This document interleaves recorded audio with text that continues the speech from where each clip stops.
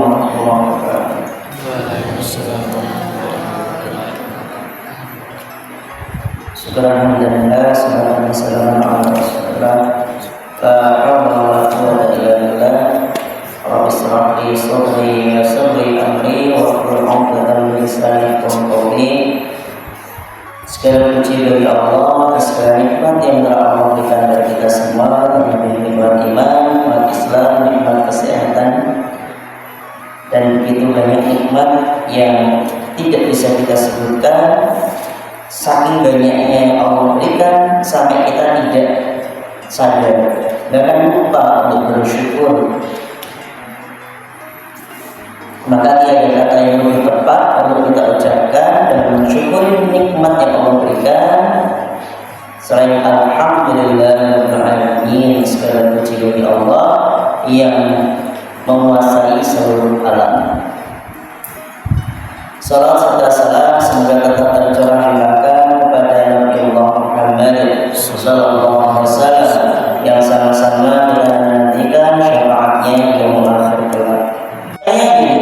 Banyak orang Islam yang tidak mengenal sejarah agamanya sendiri, sehingga dia ketika dia tanya tidak tahu, ketika dia ditanya bahkan malu.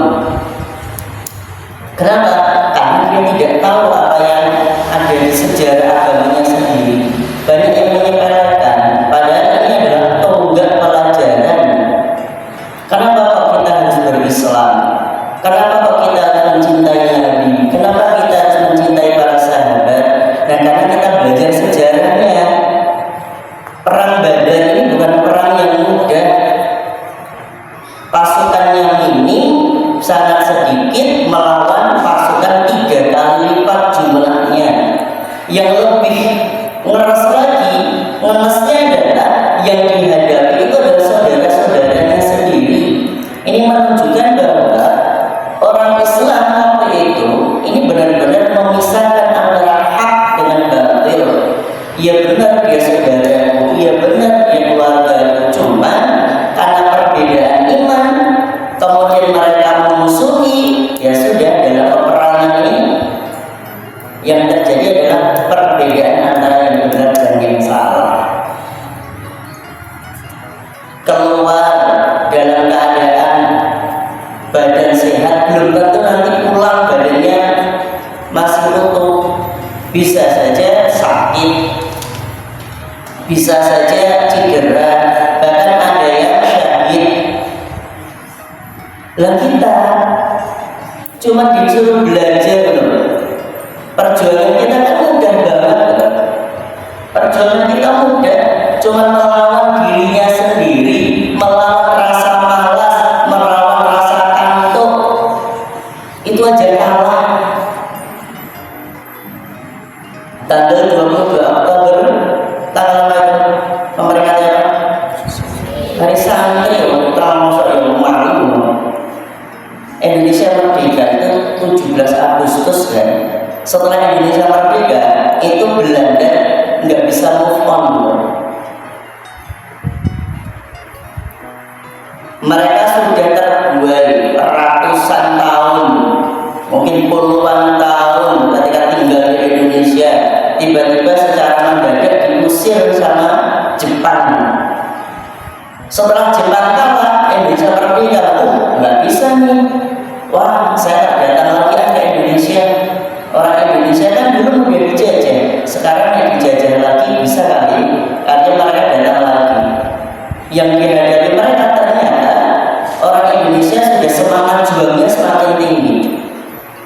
Kabar tentang kedatangan Belanda ke Indonesia ini sudah terdengar oleh kaum intelek kita, orang-orang pemerintahan, maka disampaikan siap-siap nih orang Belanda datang ke sini bukan mengucapkan selamat enggak, tapi mereka datang lagi untuk pengen kembali menjajah.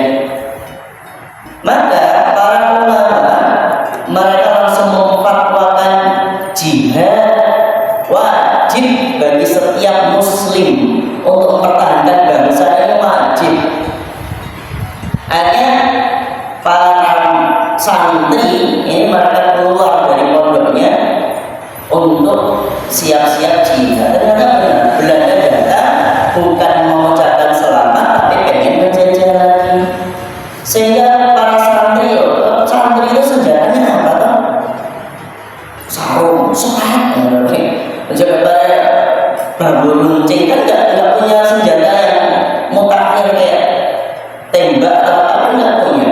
Tapi karena wajibnya jihad, mereka langsung keluar dalam keadaan siap berperang. Apa yang dia punya mereka gunakan untuk senjata.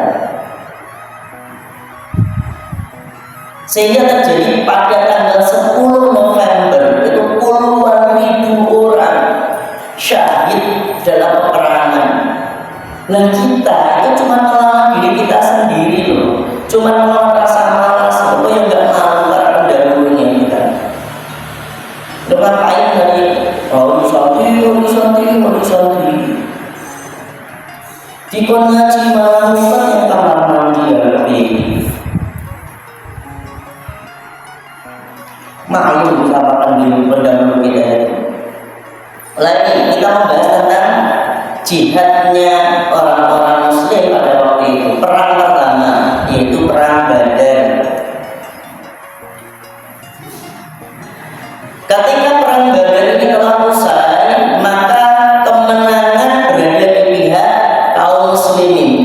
Dan aturan yang tidak tertulis pada peperangan waktu itu adalah ketika pasukan yang merasa dirinya menang, dia harus berada di situ selama 3 hari. Sehari 2 hari kok pasukan yang kalah tidak terima, maka harus perang kembali. Kok 3 hari tidak datang, maka dianggap sudah selesai, berarti pasukannya sudah menang. Maka orang-orang kafir Quraisy dalam peperangan itu langsung kocar-kacir kembali ke Mekah. Maka di sini Mekah menerima kabar kekalahan. Dari Ibnu Ishaq menuturkan bahwa orang yang pertama kali menyampaikan kabar di Mekah tentang kekalahan Quraisy adalah Al-Haisman. Ini yang mengabarkan kekalahan orang kafir Quraisy, namanya Al-Haisman bin Abdullah Al-Khuzai. Khuzai itu dari Khuza'ah. Al-Haisman bin Abdullah bin Khuzai.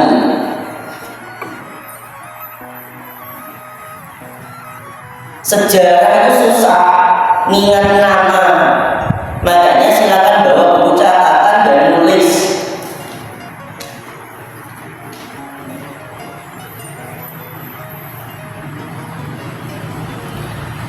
Maka Al-Haisman bin Abdullah Al-Khuzai ini menyampaikan pada orang-orang kafir Quraisy ketika sudah sampai di kota Mekah, karena dia pertama kali nyampe di kota Mekah. Maka ditanya apa yang terjadi, maka dia langsung mengatakan Utbah bin Rabi'ah, Syaibah bin Rabi'ah, Abu Hakam bin Hisham. Kata Rasulullah memberikan julukan siapa? Abu Jahal serta Umayyah bin Khalaf mati terbunuh. Orang-orang ini adalah pembesarnya kafir Quraisy, para kepala suku.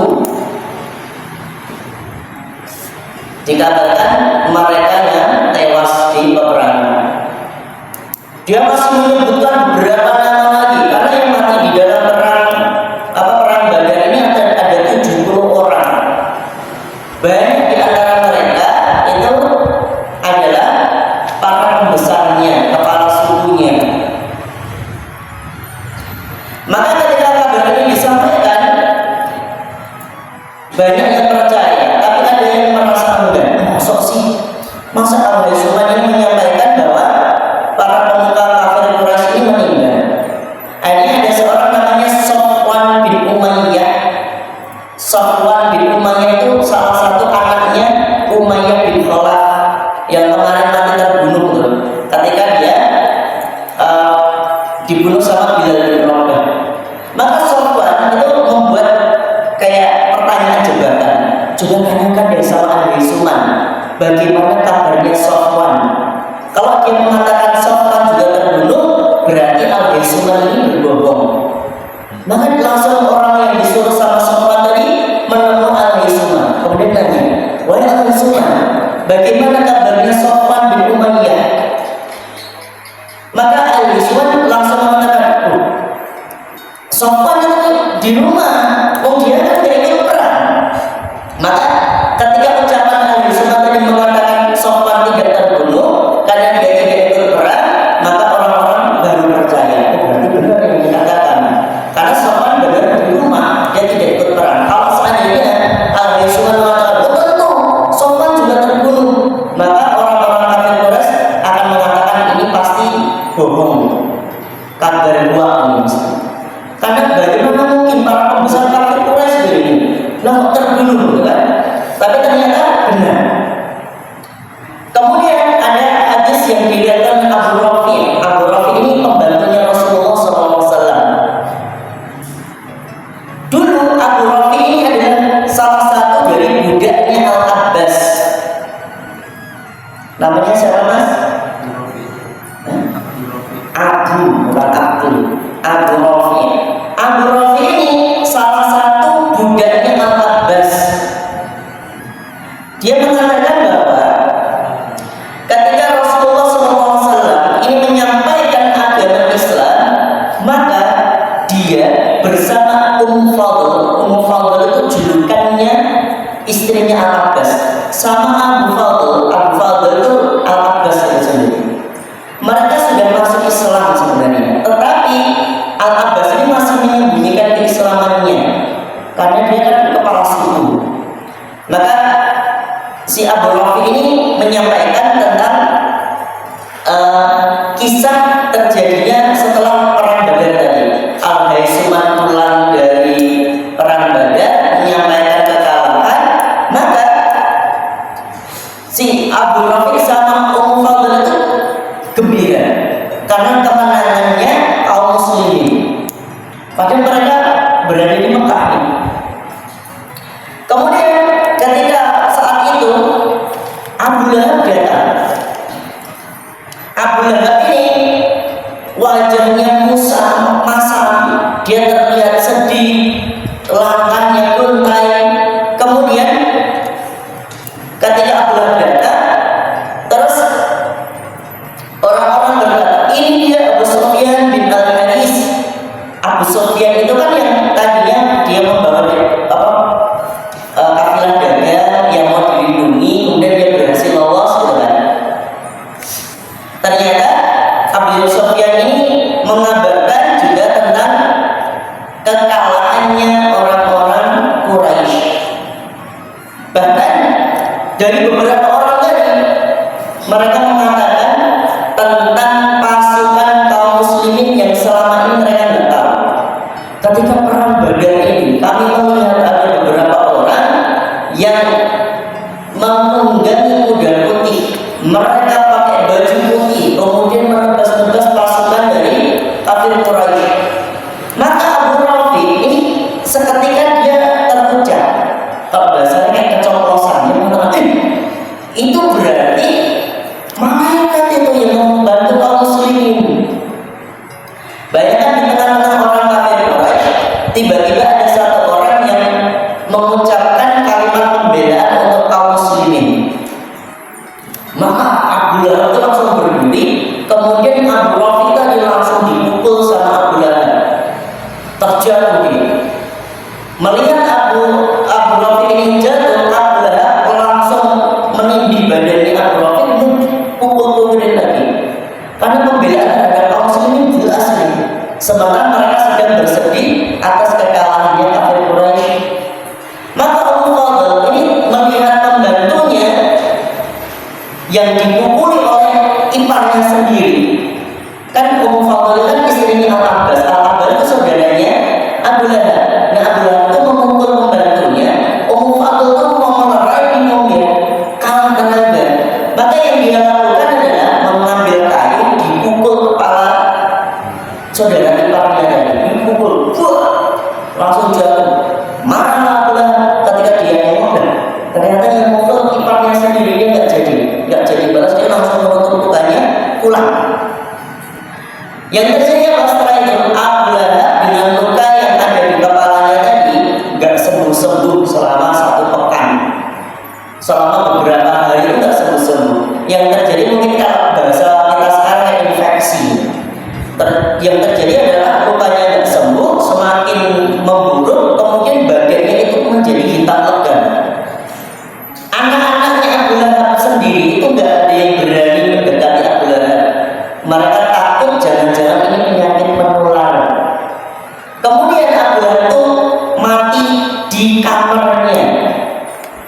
Setelah kematian Abu Lahab, anak-anaknya nggak ada yang berani mengurus jenazahnya, sehingga Abu Lahab itu dikubur di kamarnya sendiri. Bayangin itu, anak-anaknya sendiri itu nggak ada yang mau merawat. Ketika bapaknya meninggal, dilemparin batu sama tanah di kamarnya. Jadi Abu Lahab itu dikubur di kamarnya sendiri. Dan kejadian ini 10 tahun semenjak turunnya surat Al-Lahab. Kan surat Al-Lahab itu turun mengatakan bahwa Abu Lahab itu pasti masuk neraka. Ketika Abu Lahab itu mendengar Rasulullah berdakwah, kemudian dia secara terang-terangan menolak dakwah Nabi, mendatangi setiap orang yang sudah didakwai, sehingga banyak orang yang tadinya mau beriman gara-gara Abu Lahab itu mereka tidak jadi beriman banyak. Sehingga turun surat Al-Lahab menjadi penyebab, bukan penyebab apa, dipastikan bahwa Abu Lahab itu pasti masuk neraka. Padahal sebelum kematiannya Abu Lahab ini, ayat itu turun 10 tahun sebelum kematiannya. Padahal Abu Lahab itu tahu kesehariannya Nabi, bagaimana ucapan Nabi, bagaimana tindakannya. Wah, Abu Dzar Al-Ghifari aja yang bukan orang Mekah itu datang ke Mekah kemudian bersyahadat gara-gara tahu ada orang yang berlaku jujur. Dan tentu Abu Lahab itu tahu juga tentang ayat bahwa dijamin masuk surga barang siapa yang di akhir hidupnya ucapkan kalimat la ilaha illallah. Itu tahu banget. Kalian bisa bayangin seandainya tiba-tiba Abu Lahab itu memprank Nabi Muhammad, terus baik Muhammad, katanya saya masuk neraka ya? Iya. Katanya saya bersyahadat masuk surga? Iya. Nih, asyhadu an la ilaha illallah wa asyhadu anna Muhammadar Rasulullah. Wah, itu batal, kesuciannya Al-Quran itu batal. Lah kenapa? Katanya Abu Lahab masuk neraka. Lah kok tiba-tiba dia bersyahadat? Tapi karena Al-Quran terjamin kemurniannya dan Al-Quran adalah mukjizat, selama 10 tahun itu nggak terbersit sekalipun keinginan Abu Lahab untuk bersyahadat, sehingga dia tetap mati dalam keadaan kafir, bahkan mati dalam keadaan terhina. Maka beruntungnya umat akhir zaman itu adalah kebaikan ditiru. Kita juga dapat kebaikannya, contohnya sudah jelas. Keburukan ya kita hindari karena contohnya juga sudah jelas. Orang sombong itu matinya kayak apa itu sudah jelas. Fir'aun itu bagaimana itu sombongnya ketika dia hidup, ucapannya adalah sabda, semua orang takut, semua tunduk sama dia, bahkan ngaku sebagai Tuhan. Sombongnya bukan untuk mengajak orang menyembah berhala lagi, tapi sembah saya. Itu sombong banget, melebihi sombongnya pepelan. Sekarang bagaimana Fir'aun? Ditonton sama orang banyak, bahkan kalau ada anak TK itu di museum sekalipun dia diketawain, badannya terbujur kaku, terus dilihatin orang. Nah ini dulunya sombong, sekarang jadi tontonan. Apa yang mau dibanggakan? Maka pelajaran orang-orang terdahulu itu harus menjadi ibrah bagi kita. Ini tentang kematian Abu Lahab. Kemudian ada kisah lagi tentang dalam perang Badar ini, Al-Aswad bin Al-Muttalib.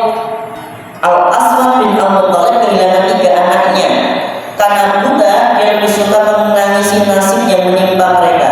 Suatu malam dia mendengar suara ratap tangis. Dia mengutus pembantunya dengan berkata, lihatlah apakah ratapan dan tangisan memang diperbolehkan. Apakah orang-orang Quraisy juga menangis meratapi para korban yang mati? Karena aku pun ingin meratapi Abu Hakimah, yaitu anaknya, karena kelopak mataku sudah hampir terbakar. Setelah menyelidiki, pembantu kembali dan berkata, yang menangis itu adalah seorang wanita yang meratapi untanya yang lepas. Jadi ada orang namanya Al-Aswad bin Al-Muttalib. Al-Muttalib itu siapa? Al-Muttalib itu saudaranya Hashim.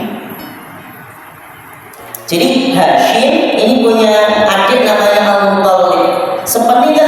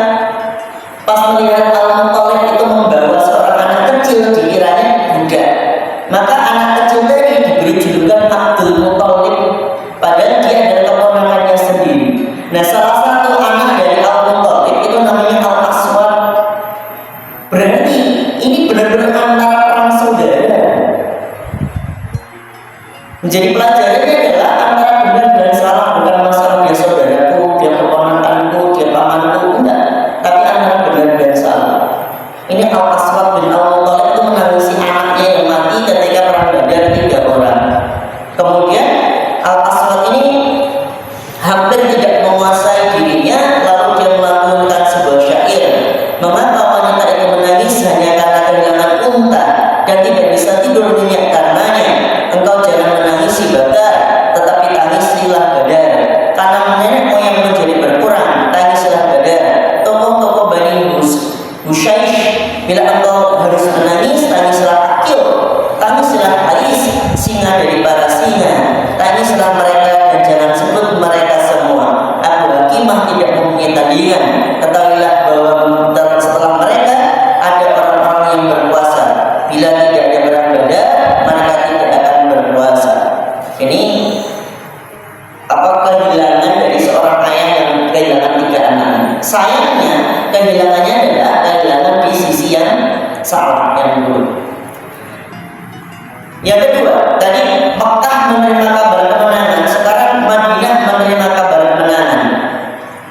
Setelah kemenangan yang nyata bagi kaum muslimin, Rasulullah SAW mengirim 2 orang untuk menyampaikan kabar gembira ke penduduk Madinah agar mereka ikut menikmati kegembiraan. 2 utusan ini adalah Abdullah bin Rawahah yang bertugas menyampaikan kabar gembira ke penduduk dataran tinggi, dan Zaid bin Haritsah yang bertugas menyampaikan kabar gembira ke penduduk dataran rendah. Karena Madinah itu terdiri dari dataran rendah sama pegunungan-pegunungan. Abdullah bin Rawahah naik ke gunung-gunung, perkampungan-perkampungan gunung, kemudian Zaid bin Haritsah yang berada di datarannya atau di kotanya sekarang. Sementara itu orang-orang Yahudi dan kaum munafik mereka menyebarkan isu di kalangan penduduk Madinah tentang terbunuhnya Nabi. Para sahabat itu menyampaikan kemenangan, orang-orang munafik, orang Yahudi mengabarkan tentang wafatnya Rasulullah. Karena mereka tahu informasinya, ini bentar lagi akan ada perang ini. Karena mereka punya hubungan dengan orang kafir Quraisy melalui surat. Mereka tahu kaum muslimin akan diserbu 1.000 orang, sementara kaum musliminnya 300. Ini secara matematis itu kayak PSS Sleman melawan Manchester United. Nggak mungkin menang, kesannya kan kayak gitu tuh. Nah PSS loh, Sleman melawan Manchester United tuh berapa kali lipat kekuatannya? Kan kayak nggak mungkin banget. Qadarullah, dan kok kaum musliminnya menang. Orang munafik, orang Yahudinya ini sudah nyebarin bahwa kaum muslimin kalah. Kemudian ketika Zaid bin Haritsah ingin melihat orang-orang munafik dan orang-orang Yahudi menyebarkan kabar tadi, ini ada orang yang bernama Al-Qashwa. Dia berteriak, Muhammad telah terbunuh. Itulah untanya yang sudah kita kenal. Zaid yang tergagap tidak bisa berkata apa-apa karena kalah. Ini bukan karena tergagap karena kalah ya. Zaid bin Haritsah itu dikasih untanya Nabi. Wahai Zaid bin Haritsah, kabarkanlah kabar gembira ini pada orang Madinah. Kamu pakai unta saya ya. Ini menunjukkan apa? Bahwa kamu adalah utusanku. Ternyata ketika nyampe di Madinah, orang Yahudi sama orang munafik itu membalikkan informasinya. Dibalik gimana? Muhammad telah terbunuh. Itu buktinya Zaid yang nunggang untanya itu bukan Nabi Muhammad tapi Zaid. Nah, begitu orang munafik itu ketika menyampaikan tadi Zaid itu sangat, ini gimana sih? Oh, saya menyampaikan informasi kemenangan kok dia menyampaikan informasi kalah. Yang kedua, saya ikut perang, kenapa dia ikut perang? Bapak masih informasi, kan aneh banget. Yang lebih afdal, yang lebih valid informasinya, kira-kira yang ikut perang atau yang tidak ikut perang? Tentunya yang ikut. Ini aneh lagi nih. Al-Qaswa ini mengatakan Nabi Muhammad terbunuh, kemudian jatuh. Enggak, Nabi Muhammad tidak terbunuh. Nah itu buktinya untanya Nabi Muhammad kamu pakai. Kenapa bukan dia sendiri yang mengabarkan? Malah kamu pakai sendiri. Sehingga kemudian saya itu gimana sih? Nah itu kan terbata-bata. Berarti benar, karena kalah. Jadi orang munafik itu ciri-cirinya dia ngeyel. Padahal belum tentu dia benar, tapi dia punya ngeyel dulu lah. Sebenarnya ngeyel terus dulu, berarti menang. Kemudian setelah 2 utusan ini benar-benar sudah tiba,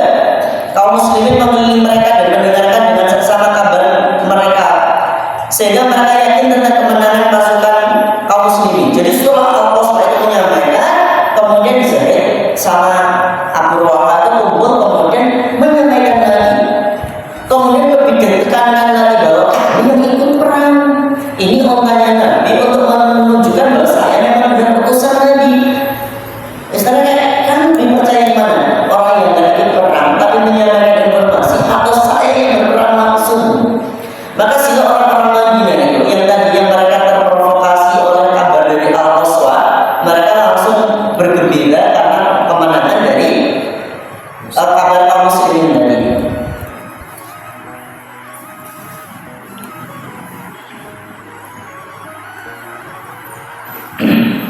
Kemudian pasukan Nabi bergerak menuju Madinah. Setelah perang berakhir, Rasulullah SAW masih berada di Badar selama 3 hari. Karena 3 hari tadi kayak kesepakatan yang tidak tertulis, setiap pasukan yang berperang wajib stay di situ. Itu untuk menunjukkan kemenangan. Kalau 3 hari pasukan yang kalah tidak datang, berarti sudah menang. Maka akhirnya Rasulullah meninggalkan tempat peperangan untuk kembali ke Madinah. Ubadah bin Asyami berkata, kami pergi bersama Nabi SAW dalam perang Badar. 2 pasukan saling berhadapan dan Allah mengalahkan pasukan musuh. Segolongan pasukan kaum muslimin yang mengejar musuh, mengusir dan membunuh. Ada sebagian yang menguasai harta rampasan yang telah dikumpulkannya. Ada pula sebagian lain yang menjaga Rasulullah SAW dan tidak berhadapan langsung dengan musuh. Pada malam harinya, ketika sebagian sudah berkumpul dengan sebagian yang lain, mereka yang berhasil mengumpulkan harta rampasan berkata, kamilah yang telah mengumpulkannya dan siapapun tidak boleh mengusiknya. Sementara mereka yang bertugas mengejar musuh menyahut, kalian tidak lebih berat daripada kami. Kamilah yang sebenarnya telah mengumpulkan harta rampasan itu dan mengalahkan musuh. Mereka yang bertugas menjaga beliau berkata, kami khawatir musuh akan menyerang beliau, sehingga sejak awal kami melindungi beliau. Jadi ada 3 pasukan kaum muslimin. Yang pertama perang, mengejar pasukan. Yang kedua mengumpulkan ghanimah. Yang ketiga menjaga Rasulullah. Dan setiap mereka merasa punya tugas penting.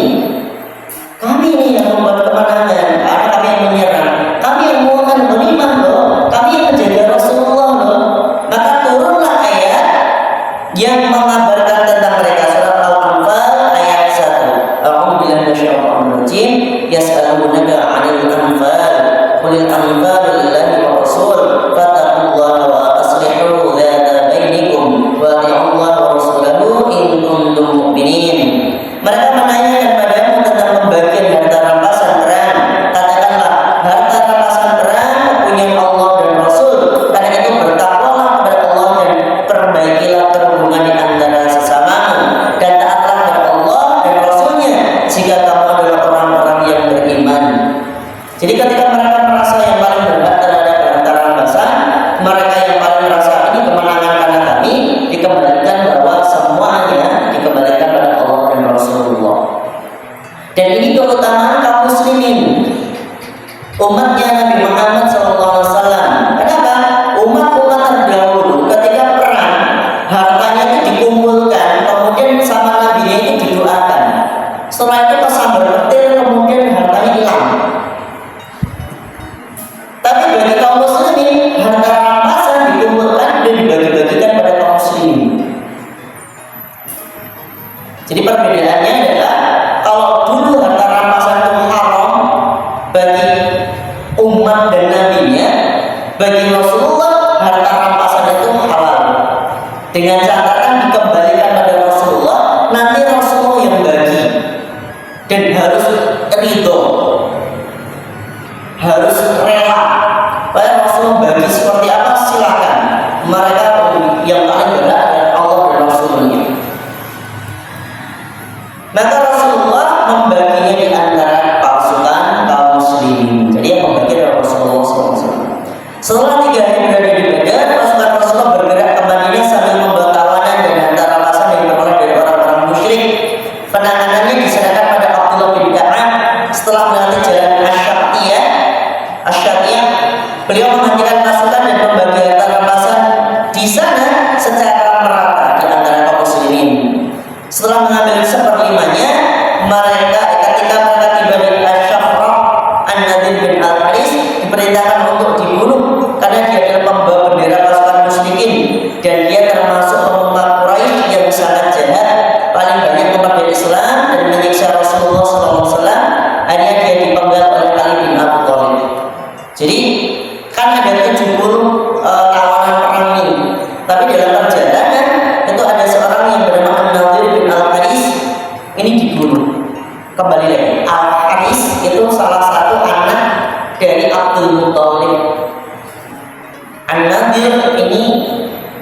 Berarti anaknya Al-Haris masih sepupu sama Rasulullah. Yang membunuh siapa? Ali bin Abi Thalib. Jadi masih sepupu mereka. Karena Al-Haris ini, An-Nadir bin Al-Haris ini meskipun saudara, sepupu, tapi benci sekali dengan Nabi Muhammad. Bahkan dia juga menyampaikan informasi yang Muhammad kan menekan saya, dia pasti saudara sama saya. Di keluarganya sendiri aja itu nggak ada loh yang beriman, nggak ada yang mengikuti dia. Dan kamu maunya mengikuti.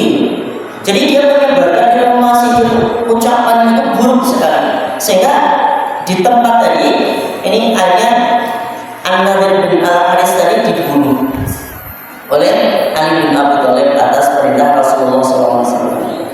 Setibanya di Irqus, Zabiyah dan juga memerintahkan membunuh Uqbah bin Abu Mu'in. Di bagian terdahulu kami sudah menguraikan pulangnya Mesya Rasulullah. Jadi Uqbah bin Abu Mu'in itu orang yang pernah menimpakan kotoran unta di punggungnya Nabi. Jadi waktu itu orang-orang kafir Quraisy itu sedang kumpul, Rasulullah sedang sholat. Kemudian ada orang yang mengatakan, siapa yang mau atau yang berani mengganggu Muhammad dalam ibadah ini. Tiba-tiba si Uqbah bin Abu Mu'in itu dia, saya. Dan celakanya dia itu pergi ke kandang unta, mengambil kotoran, kemudian ditimpakan di kepalanya Nabi. Menyakiti Rasulullah itu dosa. Sedang sholat dosanya double di depan Ka'bah lagi. Oh, dosanya double. Si Uqbah bin Mu'in ini, dialah yang melemparkan perut binatang yang sudah disembelih di kepala beliau saat sedang sholat. Bahkan ini Uqbah bin Mu'in ini pernah menarik syalnya Nabi, kemudian sehingga beliau itu tercekik kayak nafas. Saat dia Abu Bakar menahannya, ketika beliau tetap merintahkan membunuhnya, Uqbah bertanya, bagaimana dengan anak-anakku wahai Muhammad? Beliau menjawab, masuk neraka. Lalu dia dibunuh oleh Asim bin Sabit Al-Ansari. Namun pendapat lain yang membunuhnya adalah Ali bin Abi Thalib. Jadi ada dua pendapat, Asim bin Sabit Al-Ansari, ada juga yang mengatakan Ali bin Abi Thalib. Menurut pertimbangan perang, ini dua orang tawanan perang tadi itu bukan sekedar tawanan biasa, tetapi sudah bisa disebut penjahat perang. Karena sebelum Rasulullah hijrah mereka benar-benar menyakiti, kemudian dalam perang mereka juga berniat mau membunuh, tertawan. Maka kalaupun mereka dibebaskan, tentu banyak kemungkinan dia akan kembali untuk menyerang kaum muslimin. Maka lebih baik dibunuh daripada kembali kemudian memusuhi kaum muslimin. Dan ini yang menjadi pendapat kenapa ghanimah ini halal bagi kaum muslimin, karena ketika dikembalikan pada orang kafir Quraisy atau orang kafir yang melawan kaum muslimin, tentunya akan kembali dipakai untuk menyerang kaum muslimin, sehingga ghanimah ini halal. Jadi ada kemaslahatan yang dipertimbangkan di situ. Kemudian setibanya di Ar-Ramha, pasukan kaum muslimin bertemu dengan orang-orang yang keluar dari Madinah untuk menyambut kedatangan mereka dan mengucapkan selamat atas kemenangan yang diraih. Saat itu Salamah bin Salamah bertanya pada orang-orang yang datang untuk menyambut tersebut, apa yang mendorong kalian untuk menyambut kedatangan kami? Demi Allah, jika sudah saling bertemu, maka badan kita sudah lemah dan kepala gundul layaknya orang yang sudah tua renta. Rasulullah SAW tersenyum mendengarnya lalu bersabda, wahai keponakanku, mereka adalah orang-orang yang penting. Jadi kemenangan kaum muslimin ini penting. Pertama, ibaratnya menunjukkan eksistensi kaum muslimin. Ternyata orang muslim ini bukan orang yang sembarangan. Bahkan informasinya akan langsung tersebar loh. Hanya 300 menang loh.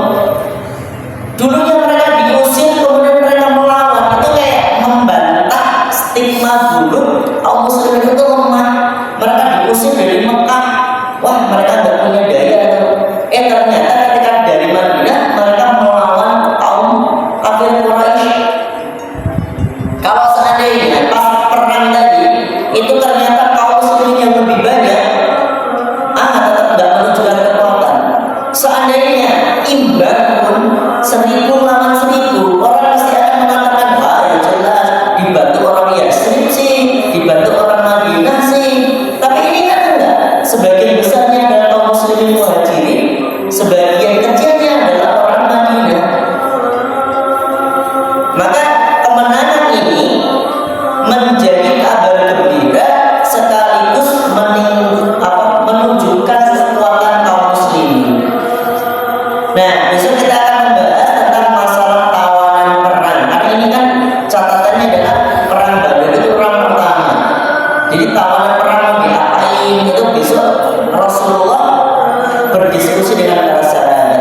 Kita lanjutkan pertemuan selanjutnya insya Allah. Kita terus berdoa majelis menambah